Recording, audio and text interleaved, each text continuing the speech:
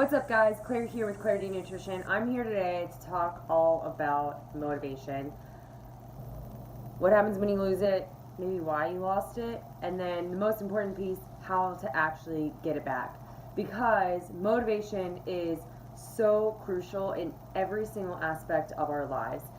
Motivation is basically the big, huge drive in the grind. So whatever it is that you do to get through the day-to-day grind, it is because you are motivated for some reason, whether that's motivated to feed your family, feed yourself, whether that's motivation to just live a happy life or make a difference. We all have some sort of motivation, and when we lose that motivation, it makes putting ourselves through the grind a lot harder. And without motivation, we're not going to work that extra hour. We're not going to go to the gym every single day of the week. We're not going to push ourselves at the gym. We're not going to track macros if we are not motivated. So if you have lost your motivation, or if you have never had any motivation, this is going to be the video for you. So make sure you watch the entire thing. If you have any questions after the video, please send me a message either on Instagram, through my email. I will be happy to talk to you about how to get that motivation back, because it's not as easy as it may seem. For some it is going to be easy, for some maybe not so much. So the first thing to do, or even consider when you have lost motivation, is realize that you are absolutely not alone. This happens to everyone. This happens to me. This happens to people that I look up to. This happens to people that they look up to. This happens to absolutely everyone. It is just going to be the natural ebb and flow of life. You can't be going 100% all the time. We can't be, jacked, heart rate going up, ready to, PR our squat every single second of every single day. There's going to be times where higher motivation is necessary, and then times where it maybe will flow off a little bit and maybe lower, and that is okay. If you recognize that there's times and there's just a natural cycle of increased and lower times of motivation, then that sometimes will just help with itself, because you'll realize, okay, I'm in a slower period right now, that's fine. Let's back off on the grind, do a little bit less so that I avoid burning out. Because that's the biggest thing that motivation does, is it causes people to burn out, and that's where we run into problems. I personally just had a pretty crazy, or not pretty crazy, I just had my whole issue, or own issue of burning out. When I started my business, I didn't give myself any time off. I worked really hard. I was putting in 15, 16-hour days. I was working Saturday and Sunday. I never had a time off, and it got my business off the ground, and it has given me the clientele that I have, and it's given me the success that I've had thus far.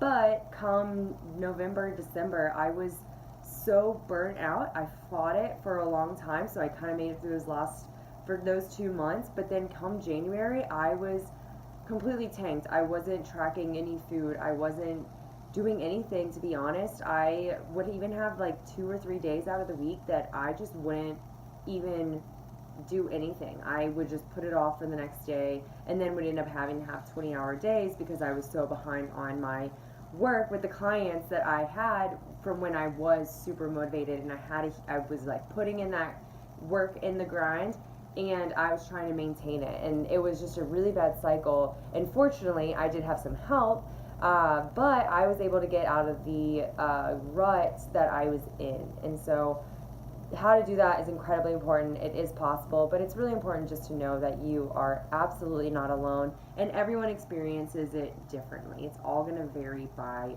person, how you lose your motivation and what that looks like. So maybe that means that you're not getting out of bed. Maybe it means that you're just going to watch Netflix. Maybe it means you're not going to track your food, or you're not going to go to the gym. Maybe it means that you're just going to go through all these day-to-day tasks and you're still going to do everything. You're just not going to have that same passion and drive for it. So it all varies by person. As long as you're able to recognize it, that's the most important thing. To recognize it, it's literally, you'll know what it's like. It's hard for me to say because it's not all definable. It varies by person, but it usually looks like something that I already mentioned, whether you're just you're just a little bit slower, sluggish, and you're just having a lack of energy, and there's really nothing to explain why. That's usually a sign when you are kind of losing that motivation and you're not able to, you're just kind of get that burnout fatigue feeling. So that's kind of the signs of recognizing motivation, and now some steps to actually get back from being motivated, from, or how to get back to having that motivation. The first and most important step is figure out why you lost that motivation to begin with. It could be a number of reasons, and it's all going to vary by person. If you lost your motivation in your diet, was your diet too restrictive? Was it not restrictive enough? Were your calories or your macros too low or too high? All of this stuff is really important. You have to figure out why was that not something that you could necessarily adhere to, and what would you be able to change to make it something that you could adhere to. If it truly was just you just didn't put in the effort, but it's the perfect diet, then we'll get yourself back up to making those changes to get onto that right diet. But if you were trying to follow the keto diet and you lost your motivation because you felt like crap and it wasn't working, and you were binging and going out for nachos every single night and kicking yourself out of ketosis, then that wasn't the right plan for you. If your training program was too hard or too easy, that's also going to lead to burnout or something along those lines where you are going to lose your motivation. Something that happened to me almost a year ago was my programming that I was doing and things that I was following, I was just completely bored. Nothing really spoke to me. If you have never heard about neurotyping, I really do encourage, it's Christian Thibodeau, I really encourage you to look up neurotyping. You don't have to find your own neurotype. The basic principle of neurotyping when it comes to training is that all of us have a physiological, composition in our body that sets us up for a certain, or causes us to have a preference to a certain type of training. There's people who, love one repping. They just want to lift heavy every single day. And neurotyping, basically, they have a certain neurotype. So their neural connections and their muscle fibers are organized and have developed in a way that that's what they love in their training, because that's what feels best for them. So for them, their training program needs to allow more days for that, because that's going to keep them in the gym longer. CrossFitters are a huge example. A lot of CrossFitters are very, very similar, and it has not been studied at all. It's just a hypothesis on my front.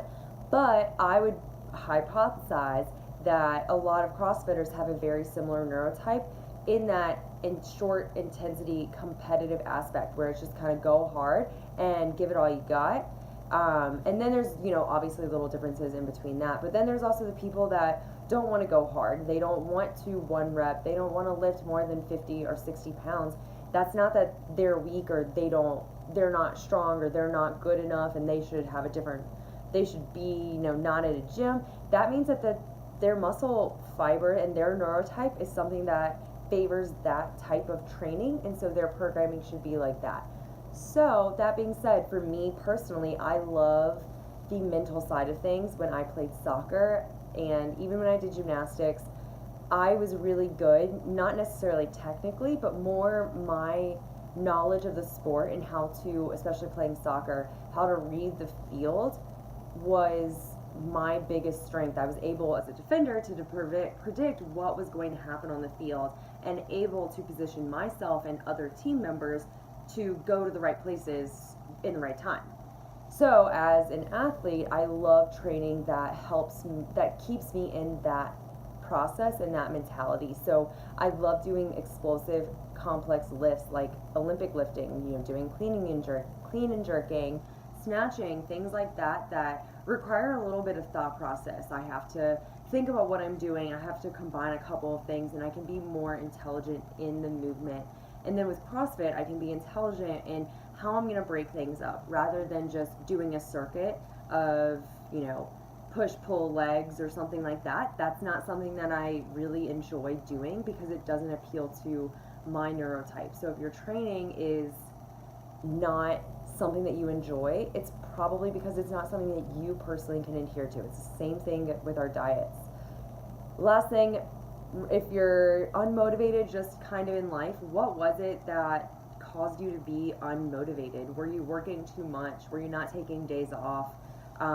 Is your line of work something that you really want to be in? Obviously, you probably can't change that immediately now, but if you are, doing something that maybe you're not super thrilled about. I know a lot of people my age, some of the people I do know, they're in between jobs and they're just trying to, right now they're just working to further their resume, and they know that this isn't the end goal. So what do they do in the meantime to not lose their motivation? This is important for almost every single person out there, and personally something that I have also experienced.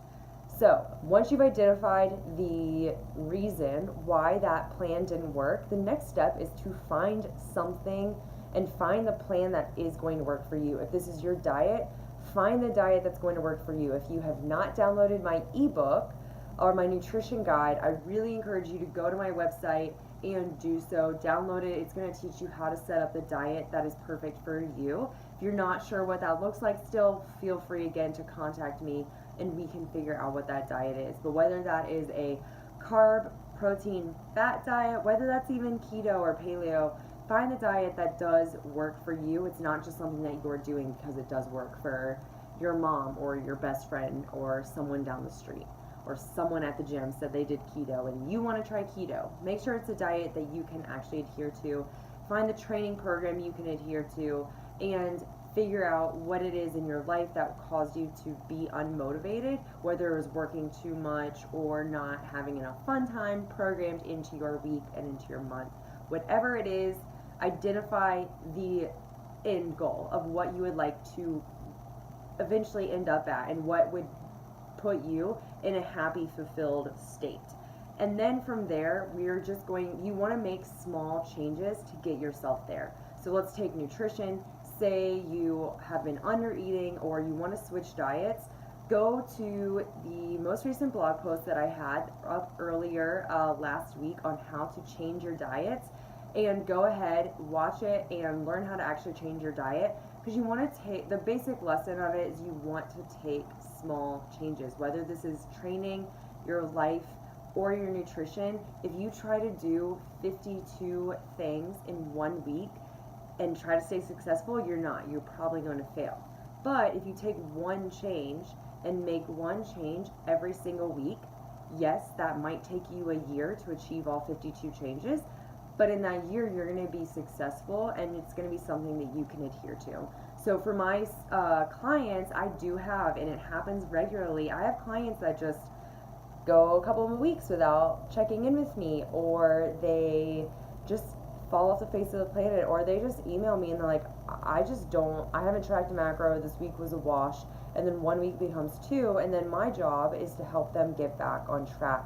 And what I do is I give them a list of 5 or 6 things, and I tell them to pick 2.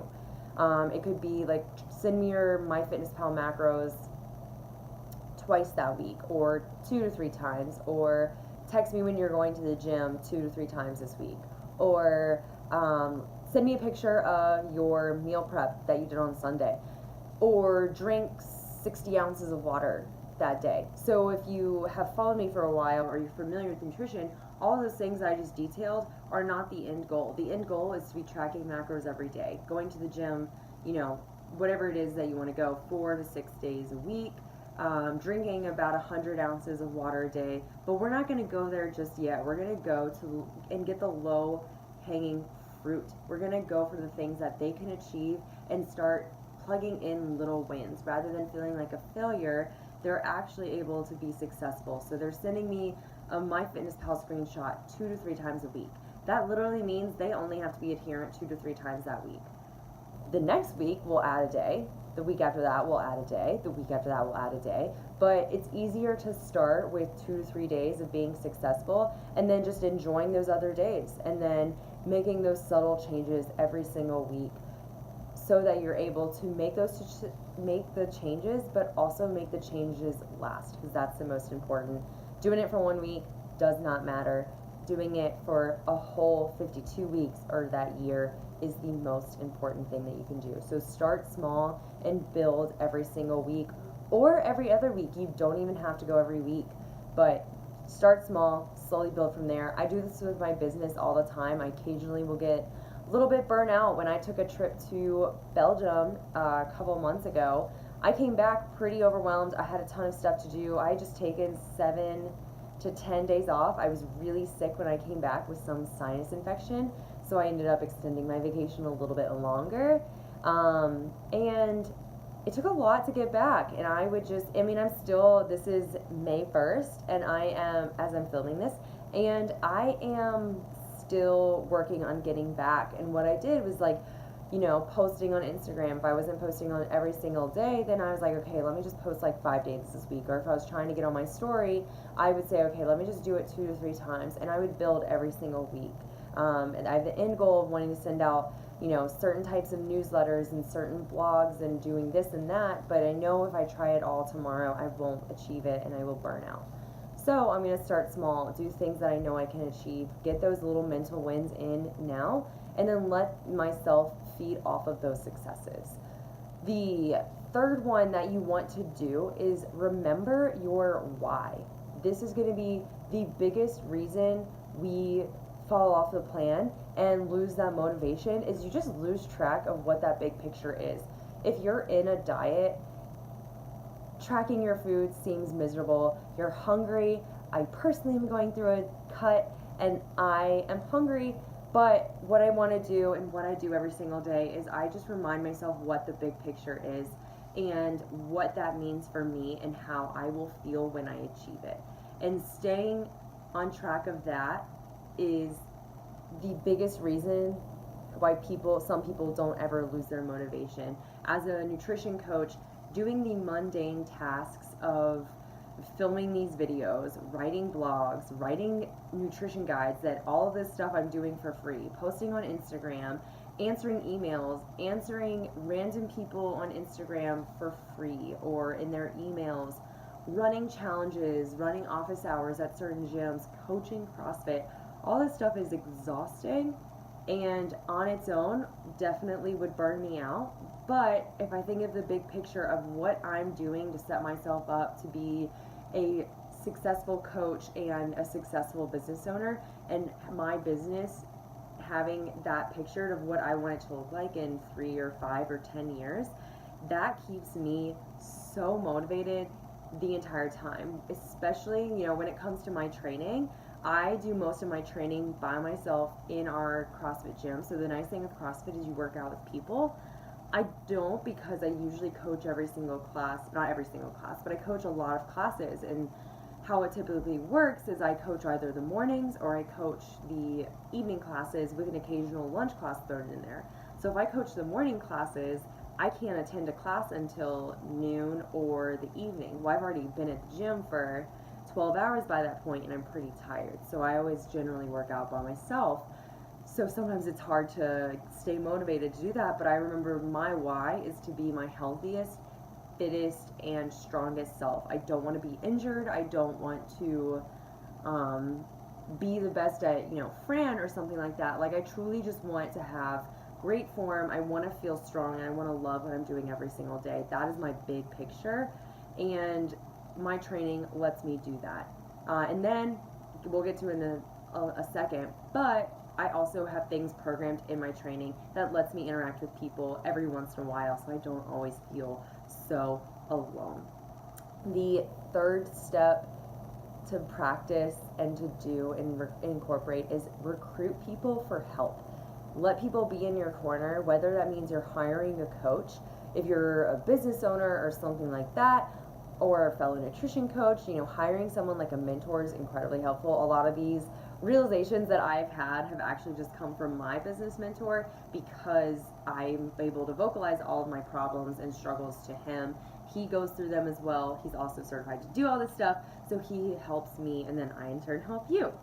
Or just recruit a friend or a family member or even a stranger. Recruit someone to help. If you're struggling with anything, ask for someone to help. Ask a random coach on Instagram, someone that you follow, that you respect, if they have something that resonates with you, just connect with them and recruit that connection to further help you regain your motivation.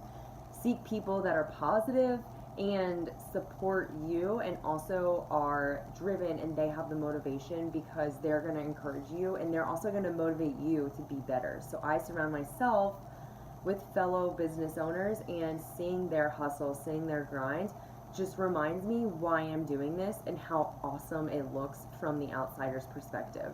So recruit help, guaranteed to make it better.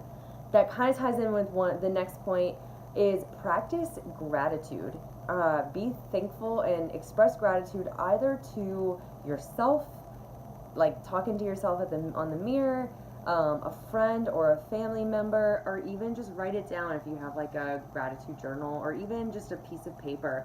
Write something that you're thankful for every single day. This was probably one of the biggest changes that I made in the last couple of months, is I got out of that habit of expressing gratitude, and I realized that I never stopped and smelled the flowers. And that's something that gratitude kind of does, is it lets you stop, smell the flowers, and just be thankful of where you're at. Most of us are very go, go, go. You know, we PR one lift, we PR that back squat, and then we're just thinking of the next number. I know a lot of people that on PR day, they fail that one lift that they wanted to make. They already PR'd, but they're not happy because they didn't reach that one number. But they already PR'd. They didn't stop to express gratitude or celebrate the wins that they made. So make sure when you're making those small little changes that every single day you're expressing gratitude and you're celebrating those wins, whatever it does look like for you. That's going to help keep that motivation up, because you're basically rewarding yourself mentally every single time that you do something. And this is just basically depositing money in a bank. And the reason we are depositing money in savings, the reason we deposit money in savings is that it can help us in case of a disaster. You can save up for your kids' future, things like that. Not going to go into finances because I'm not good at them. That's not the purpose of this video. But the purpose and some of the biggest, key points of having a savings account is in case something happens. And like in your life, so in case something tragic happens, or in case you become unmotivated, you have deposited little bits of gratitude and happiness and positivity that your brain is rewired to respond a little differently to a negative reaction. You've expressed gratitude, you've expressed positivity, you've celebrated your wins. You're more likely to acknowledge whatever disaster, whatever speed bump that you're hitting. You're better and you're more likely to just acknowledge it and then move forward from it, rather than acknowledge it and then daunt on it and use that to pull you down. So practice gratitude. You can do this in many ways. I do this just mentally, and also I write it all down into a journal. And then the last one is just avoid burnout and fatigue by doing something fun for yourself every single week. Take a day off. I know some people, like nurses and doctors and people who do like shift work, their schedule's a little bit more dependent on when they have to work. That's totally fine. But when you're off work, or just one day a week, do something fun for yourself that's going to help you unwind, whether that's doing like taking one day to just watch Netflix, or one day to hang out with your friends, or one day to go walk in the sunlight. If you're at the beach, go on the beach. If you live near a pool, go out and get outside, and plan them every single week. Don't do it spur of the moment. So a lot of people will just be like, oh, I know I'm doing something on Saturday. Well, it's pretty disappointing to get to Saturday and have nothing to do. And then also it doesn't help you Monday through Friday look forward to something positive coming up. So plan something small. Whether Saturday you're probably going to do something, we'll just plan like a manicure or a lazy morning. That's one of my biggest things on Sunday mornings, is that's my one day that I get to just rest and wake up whenever I want. I usually kick my Phyllis out of my room because she's usually like putting her nose on my face and trying to wake me up at 3 in the morning. But I kick her out and I just get to sleep in. Sometimes I will adapt, and I will also do this in the middle of the week. For me personally, this week I've had very early mornings, and I have been putting in very long days. I'm very happy about it, but Friday morning I don't have to be at the gym until 3, and I have from almost like 9 a.m. to 3 to get like 6 hours of good hard work in. That means that I don't have to wake up at 5 in the morning. I'm going to have a very lazy morning. I'm going to take my time getting up, and that's going to help. That's given me motivation to work until 7 on Monday, and then I worked until 8 on Tuesday, and then today I'm luckily able, on Wednesday, able to end at 5. But having those long days, putting in that grind, knowing that on Friday I get to have a slow morning is what keeps me going through the week. And then also I have things planned, like I'm going to the beach on Saturday. But these are things that help keeping me motivated. So that is the 6 rules, or 6 steps to follow to regain that motivation back, get your drive back, get your mojo back.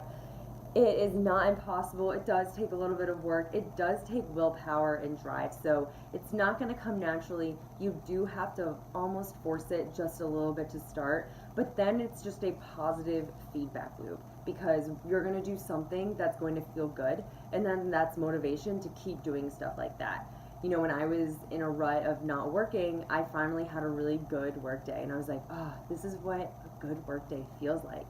So then I did it again, and then I did it again. And now, you know, I go from like 5 in the morning until 7 in the evening just working away, and it doesn't even faze me, because I've been able to slowly make those changes, to enjoy things like that, and know that it's helping me in the bigger picture. It's helping me become a better person, and I'm also able to downregulate from those kind of hard days. So with all of that, hope you got something out of it. If you have any questions about it, please again feel free to reach out to me, because I am here to help you.